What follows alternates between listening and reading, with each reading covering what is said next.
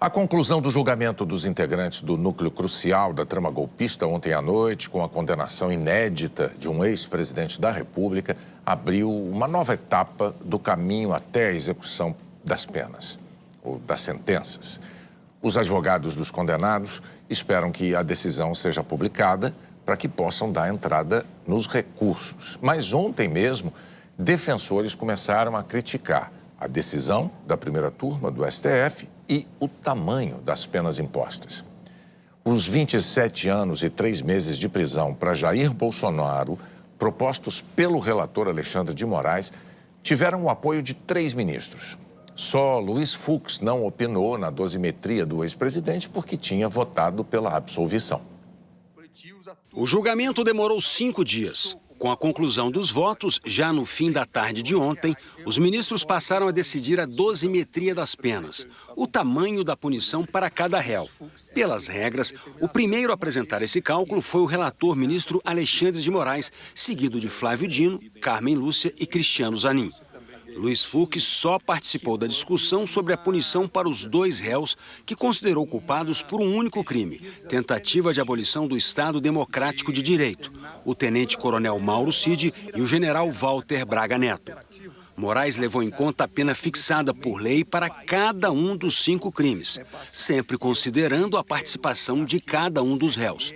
Os agravantes listados no Código Penal, como a posição de cada integrante na organização, a responsabilidade nos atos praticados e o cargo público que ocupavam. Também considerou atenuantes, que permitem a redução da pena, como o fato de o réu ter mais de 70 anos na data da sentença. No caso do ex-presidente Jair Bolsonaro, por exemplo, a pena base prevista no Código Penal para organização criminosa é de 3 a 8 anos de prisão. Bolsonaro foi condenado a 7 anos e 7 meses. A abolição violenta do Estado Democrático de Direito vai de 4 a 8 anos de prisão.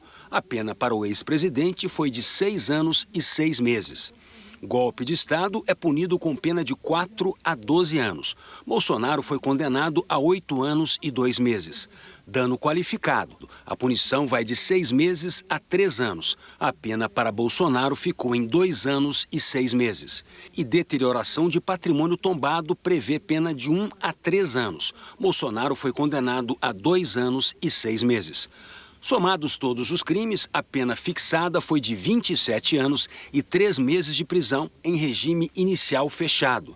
Já considerados os agravantes de ele ter sido o líder da organização criminosa e presidente da República, por exemplo, e o atenuante de ter 70 anos. A mesma lógica foi aplicada aos outros 7 réus. O candidato a vice na chapa de Bolsonaro nas eleições para presidente, general Braga Neto, 26 anos de prisão. Anderson Torres, ex-ministro da Justiça de Bolsonaro, e Almir Garnier, ex-comandante da Marinha, foram condenados a 24 anos de prisão.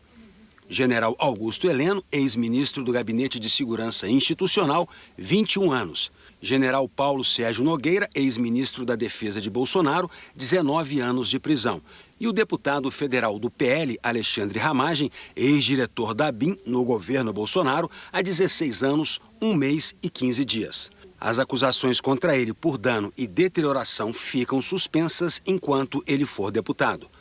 À exceção de Ramagem, as condenações de ontem superaram a maior pena aplicada aos vândalos do 8 de janeiro, de 17 anos e 6 meses. Já o tenente-coronel Mauro Cid foi condenado a 2 anos de reclusão em regime aberto, conforme previsto no acordo de colaboração premiada. Além da prisão, os condenados vão sofrer outras punições. A primeira turma do Supremo determinou que Anderson Torres e Alexandre Ramagem percam o cargo de delegado da Polícia Federal. Também vai enviar ofício à Câmara dos Deputados para a perda do mandato de Ramagem. E ainda vai comunicar o Superior Tribunal Militar do resultado do julgamento para que ele decida sobre a perda das patentes do capitão Jair Bolsonaro, do almirante Almir Garnier e do generais Augusto Heleno, Braga Neto e Paulo Sérgio Nogueira, todos da reserva. Os réus também perderam os direitos políticos. Não podem votar nem ser votados durante toda a punição. E foram declarados inelegíveis por 8 anos, que só serão contados após o cumprimento das penas.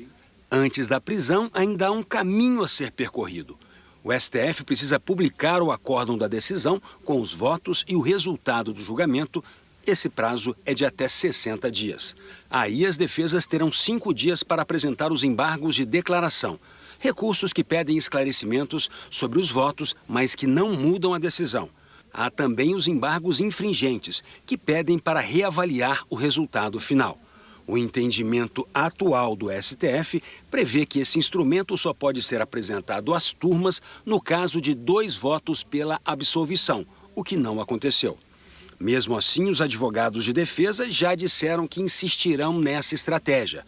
Só após a análise de todos os recursos e com o chamado trânsito em julgado que as penas podem ser executadas e os condenados presos.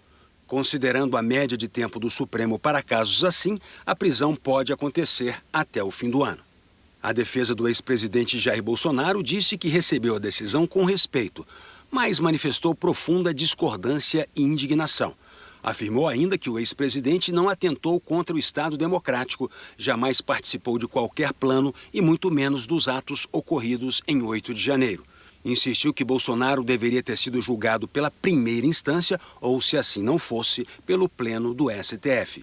E finalizou dizendo que as penas fixadas são absurdamente excessivas e desproporcionais e que, após analisar os termos do acórdão, ajuizará os recursos cabíveis, inclusive no âmbito internacional. As outras defesas que se manifestaram disseram discordar da decisão da primeira turma, reafirmaram a inocência dos réus, consideraram as penas excessivas e disseram que vão recorrer.